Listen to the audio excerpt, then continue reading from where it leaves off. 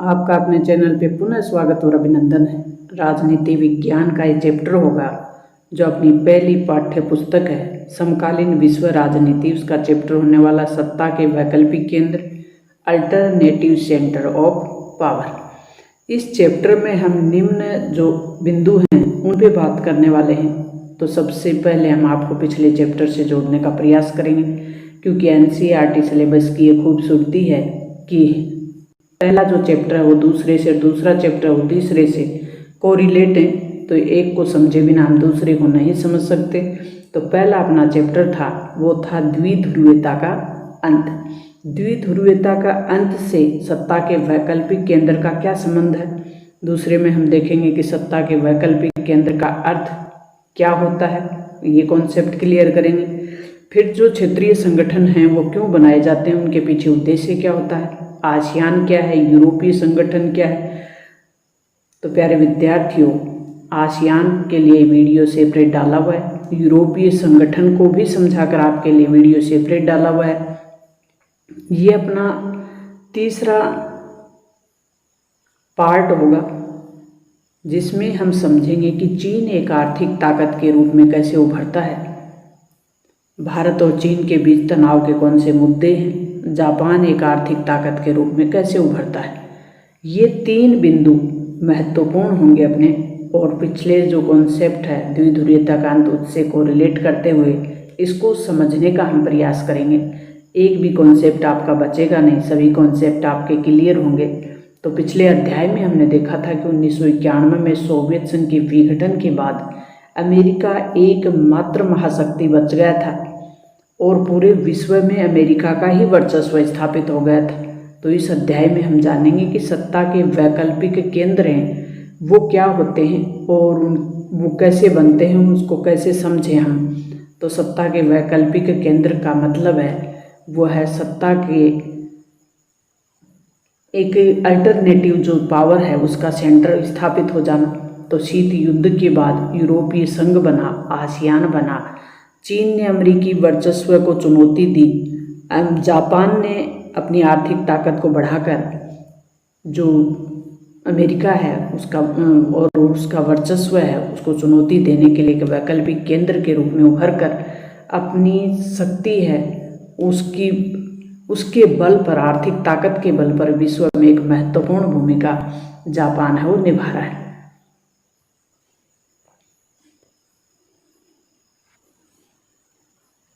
तो अपना जो नेक्स्ट कंटेंट है ये इसी पे है कि चीन और जापान की अर्थव्यवस्था ने इतनी अधिक प्रगति कर ली थी जिसके आधार पे वो एक विश्व में एक महत्वपूर्ण भूमिका निभा रहा है। उसके बीच जो तनाव के मुद्दे हैं उनको समझने का प्रयास करेंगे। तो भारत की जो स्थिति है मैप में ये आप देख पा रहे हैं, ये वाली है।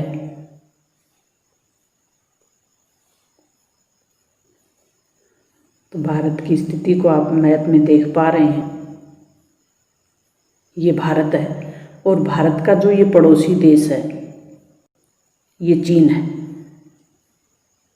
जो कि उत्तर की तरफ से भारत की जो सीमा है ये सीमा चीन से लगती है। चीन का ये यहाँ जो देश है ये जापान है। आसियान के बारे में हमने समझ लिया कि आसियान देश है, ये यूरोपीय यूनियन वाले देश हैं 27 देश, ये 10 देश आसियान के हैं, ये 27 देश यूरोपीय यूनियन के हैं। इन सब को हमने कॉन्सेप्ट क्लियर करते हुए इनकी जो ताकत का कारण था वो समझने का प्रयास हमने कर लिया। तो शीत युद्ध के दौरान यानी 1945 से 1991 के बीच सोवियत संघ और अमेरिका दोनों के बीच शीत युद्ध चल रहा था। लेकिन 1991 में आते आते सोवियत संघ का जो 15 देशों का ग्रुप था वो 15 देश बिखर जाते हैं, सोवियत संघ की विचारधारा कमज़ोर पड़ जाती है। तो ये ध्रुव है ये समाप्त हो जाता है, यानी विघटित हो जाता है। समाप्त होने का मतलब विघटित हो जाता है। तो सोवियत संघ का उत्तराधिकारी के रूप में रूस आता है और सोवियत संघ कमज़ोर पड़ जाता है। अब सोवियत संघ की जो जगह है वो भरने के लिए या शक्ति संतुलन करने के लिए, कहने का मतलब बैलेंस बनाने के लिए पावर का। अब अमेरिका एकमात्र विश्व में शक्तिशाली देश बचा था जिसका प्रभुत्व पूरे देश में कायम हो गया, यानी एकमात्र शक्ति ध्रुव के रूप में अमेरिका का प्रभुत्व या वर्चस्व जिसको कह सकते हैं वो कायम हो गया। तो इस शक्ति का संतुलन करने के लिए यूरोपीय देशों का एक सत्ता के वैकल्पिक अल्टरनेटिव पावर के रूप में उभार हुआ। इधर 10 देशों का आसियान ग्रुप बना। अब चीन ने अपनी आर्थिक ताकत बढ़ा ली। जापान भी एक आर्थिक रूप से मजबूत देश बन चुका था और जापान ने 1945 में परमाणु बम की विभीषिका झेली थी। ये हमने पढ़ लिया द्विध्रुवता का अंत वाले चैप्टर में। अब हम आगे चलते हैं। इसकी भौगोलिक स्थिति आप देख पाए कि चीन कहाँ पे स्थित है। भारत चीन के बीच तनाव के प्रमुख मुद्दे क्या हैं? ये तिब्बत है और ये भारत की जो सीमा है वो चीन से लगती है।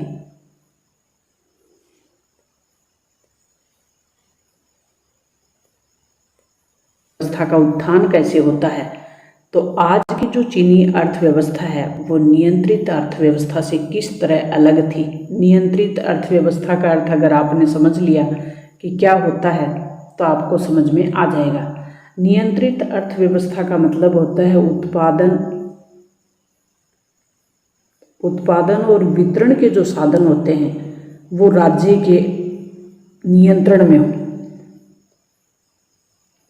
एक देश के उत्पादन और वितरण के जितने भी साधन हैं वो राज्य के नियंत्रण में हों, उसको कहते हैं नियंत्रित अर्थव्यवस्था।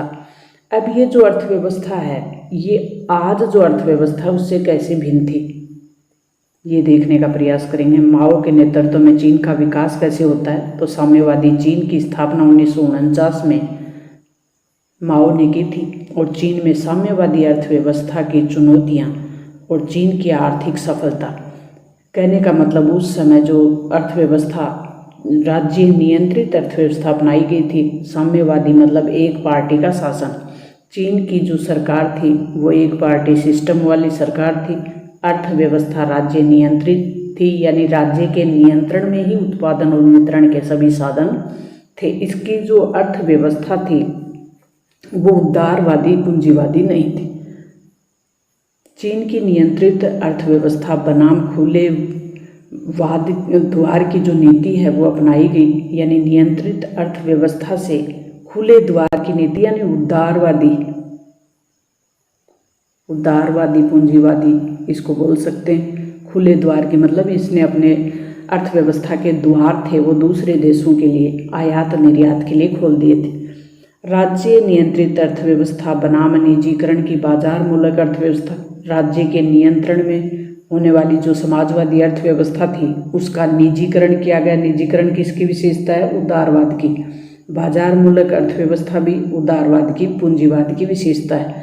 अब चीन की अर्थव्यवस्था ने साम्यवादी रूप से समाजवादी रूप से उदारवादी अर्थव्यवस्था का रूप अपना लिया था। सीधे सीधे अर्थ में हम ऐसे बोल सकते हैं।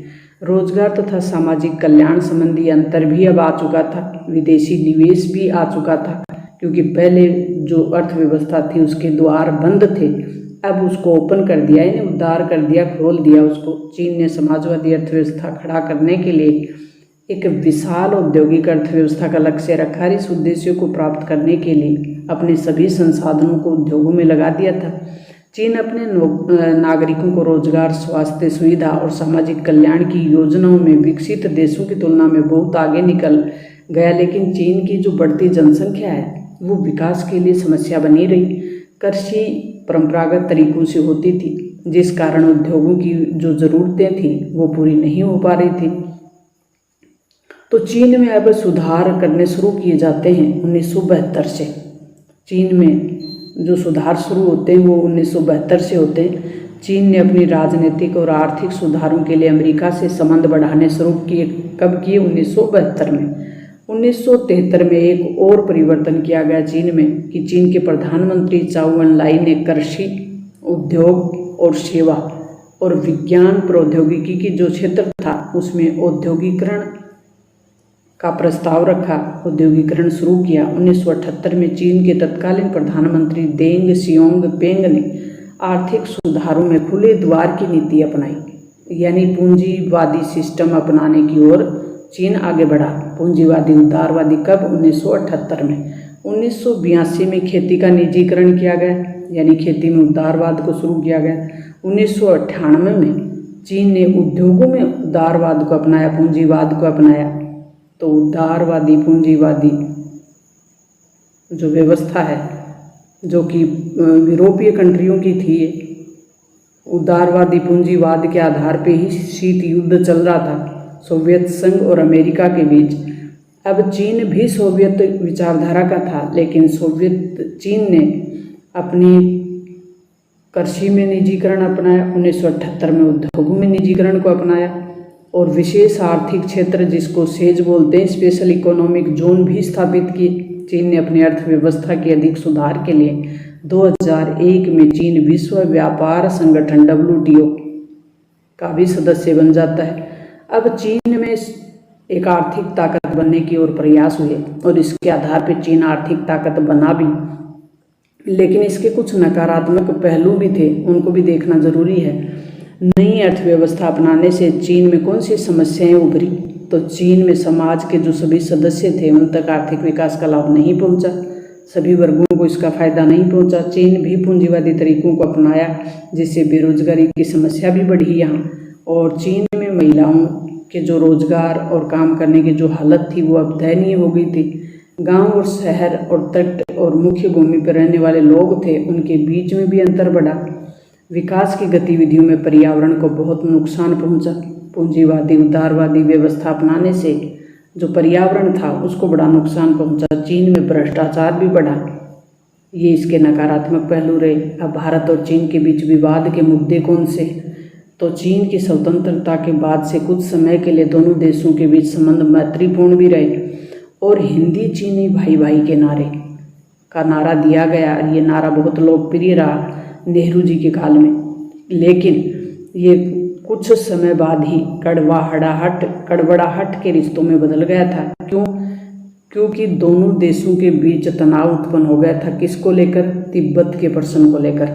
1949 से पूर्व तिब्बत नाम मात्र के लिए चीन के अधीन था और आंतरिक और बाह्य रूप से वो पूर्ण स्वायत्त और स्वतंत्र देश के रूप में काम कर रहा था। तिब्बत के घनिष्ठ व्यापारिक सांस्कृतिक संबंध थे, वो भारत से थे और चीन के बीच बफर स्टेट का कार्य भी कर रहा था। चीन और भारत के बीच बफर स्टेट का मतलब होता है दो शक्तिशाली देशों के बीच एक ऐसा देश हो जो दो शक्तिशाली देश हैं वो सीधे नहीं भिड़ के अपने बफर स्टेट से उनको शांति बनाई रखी जा सके, उनके बीच में सीधे टकराने से बचाया जा सके, उसको कहते हैं बफर स्टेट। तो तिब्बत भारत और चीन के बीच बफर स्टेट का काम कर रहा था, लेकिन 1950 में चीन ने तिब्बत को हड़पने की नीति चालू कर दी और 1954 में चीन की सरकार ने तिब्बत पे अपना पूर्ण अधिकार कर लिया। तिब्बतियों ने चीन की इस नीति का विरोध किया, लेकिन अत्याचार बढ़ते चले गए चीन के। लेकिन उसी समय जब अत्याचार बढ़े जनता पे, तो दलाई लामा ने भारत में आकर शरण ले ली और भारत की इस कार्यवाही को चीन ने शत्रुता की संज्ञा दी और लांबा की भारत में उपस्थिति वर्तमान में भी चीन की परेशानी का कारण बता रहा है। वो मैकमोहन रेखा यानी सीमा रेखा है भारत चीन के बीच, उसका नाम है मैकमोहन रेखा। ये भी ध्यान रखें आप, कौन सी रेखा? मैकमोहन रेखा। भारत और भारत के साथ जो सीमा विवाद है वो भी ऐतिहासिक विवाद है। भारत मैकमोहन रेखा को तो मानता है, लेकिन चीन मैकमोहन रेखा है। जैसे कोई जब ये देश स्वतंत्र नहीं हुए थे, ब्रिटिश काल में बनाई हुई रेखा है, तो चीन इसको मानने से मना करता है और भारत की सीमा में घुसपैठ करता रहता है। और इसी को लेकर 1962 में भी भारत पे अचानक से आक्रमण कर दिया था और अरुणाचल प्रदेश और लद्दाख, जिसको अक्साई चीन कहते हैं, ये चीन ने अपने अधिकार में ले लिया। 1962 से लेकर 1976 तक दोनों देशों के बीच कूटनीतिक संबंध थे वो बिल्कुल नील रहे, यानी समाप्त हो गए। लेकिन 1981 के दशक के बाद दोनों देशों के बीच फिर से सीमा विवाद को दूर करने के लिए वार्ताएं जारी रही। सिक्किम का भारत में विलय। इंदिरा गांधी सरकार ने 1975 में सिक्किम को भारत में विलाकर उसे 22वां राज्य घोषित किया। कौन सा राज्य? 22वां। कब? 1975 में। चीन ने इसकी भी आलोचना की और इसके द्वारा जो प्रदर्शित मानचित्र थे उसमें भारत का हिस्सा नहीं दिखाया। किसको? सिक्किम को। लेकिन 2005 से पुनः सिक्किम को भारत का भूभाग देने के लिए राजी हो गए और उसको मान्यता दे दी। तो ये विवाद तो दोनों देशों के बीच समाप्त हो गया। लेकिन पीछे कुछ समय बाद डोकलाम विवाद भी हुआ था। भारत की परमाणु परीक्षण जो नीति है उसका भी विरोध करता है चीन। तो 1998 में भारत ने दूसरा परमाणु परीक्षण किया था। चीन ने इसका विरोध किया और अमेरिका के साथ मिलकर भारत की निंदा की। और चीन ने भारत पर आरोप लगाया कि दक्षिणी एशिया में परमाणुओं की होड़ शुरू की जाएगी। तो ये एक जो गठबंधन जो परमाणु परीक्षण है ये सही नहीं है। ये साबित करने के लिए चीन ने एनपीटी पर हस्ताक्षर करवाने के लिए भारत पर दबाव डाला। तो भारत एनपीटी पे हस्ताक्षर नहीं करने वाले देशों में शामिल है, क्योंकि भारत एनपीटी को भेदभावपूर्ण संधि मानता है। चीन पाकिस्तान के बीच बढ़ती निकटता भी विवाद का कारण है, क्योंकि चीन पाकिस्तान ने परमाणु कार्यक्रम को विकसित करने और मिसाइलों के निर्माण में अहम भूमिका निभा रहा है। चीन पाकिस्तान के ग्वादर बंदरगाह को भी विकसित कर रहा ताकि भारत को घेरा जा सके, पाकिस्तान को सहयोग कर रहा और सभी तथ्य भारत के मन में चीन के प्रति संदेह पैदा करते हैं। 1950 में चीन ने तिब्बत को हड़प लिया। साथ ही भारत चीन सीमा के निकट बस्तियों को बसाने पे भी रोक थी, वो लगा दी। इससे भी संबंध बिगड़ गए थे और ये हमने देख लिया मोटा मोटा। चीन की महत्वाकांक्षी जो योजना है वन बेल्ट वन रोड की पीओके से होती गुजर रही है और इसके द्वारा भी वो भारत को घेरने की रणनीति बना रहा है।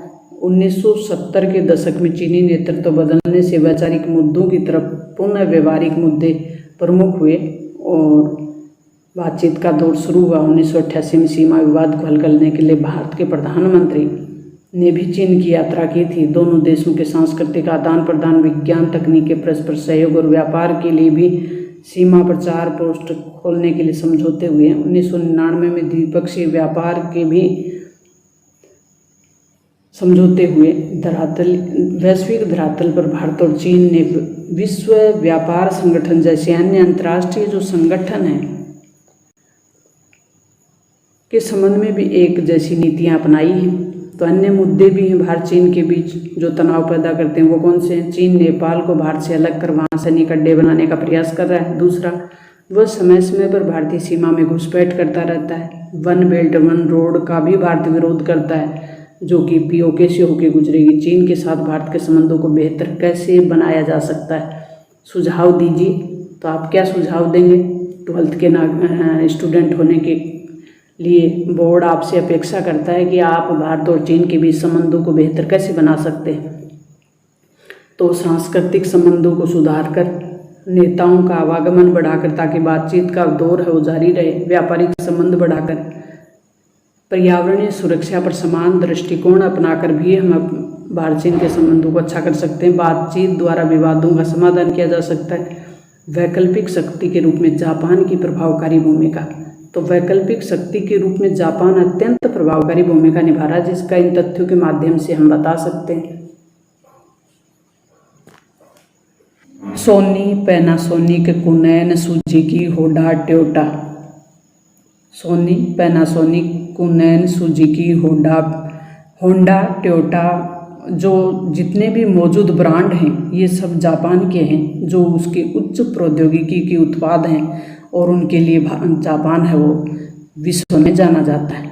जापान के पास प्राकृतिक संसाधन कम हैं, फिर भी वह ज़्यादातर कच्चे माल का आयात करता है। याद नहीं, आयात मतलब किसी और देश से मंगवाता है। इसके बावजूद भी दूसरे विश्व युद्ध के बाद जापान ने बड़ी तेज़ी से आर्थिक प्रगति की। दूसरे विश्व युद्ध में जापान को परमाणु बम का शिकार होना पड़ा था। जापान 1964 से आर्थिक सहयोग तथा विकास संगठन का सदस्य बना हुआ। 2017 में जापान की अर्थव्यवस्था विश्व की तीसरी बड़ी अर्थव्यवस्था बन गई है। एशिया के देशों में अकेला जापान ही जी समूह विकसित देशों का ग्रुप है G7 और उसका सदस्य है कौन? जापान। एशिया का एकमात्र देश है। आबादी के लिहाज से विश्व में 11वां स्थान है जापान का। परमाणु बम की विभीषिका झेलने वाला जापान एकमात्र इकलौता देश था और जापान संयुक्त राष्ट्र संघ के बजट में 10% का योगदान रखता है। संयुक्त राष्ट्र संघ के बजट में अंशदान करने के लिहाज से जापान दूसरा बड़ा देश है। 1951 से जापान का अमेरिका के साथ सुरक्षा गठबंधन भी है। जापान के संविधान का अनुच्छेद 9 कहता है कि राष्ट्र के संप्रभु अधिकार के रूप में युद्ध को तथा अंतर्राष्ट्रीय विवादों को सुलझाने में बल प्रयोग तथा धमकी से काम करने के जो भी तरीके हैं वो जापान के लोग त्यागते हैं। जापान का जो सकल घरेलू उत्पाद है उसका केवल 1% है। फिर भी जापान का विश्व में 7वां स्थान है। कई शब्द हैं वो मिसप्रिंट हो जाते हैं। इस आधार पर अनुमान लगाया जा सकता है कि एक वैकल्पिक शक्ति केंद्र के रूप में जापान अत्यंत महत्वपूर्ण भूमिका निभा रहा है। तो प्यारे विद्यार्थियों, सत्ता के वैकल्पिक केंद्र के जो जितने भी महत्वपूर्ण प्रश्न बनेंगे नेक्स्ट अपना वीडियो है वो उसी पे होने वाला है।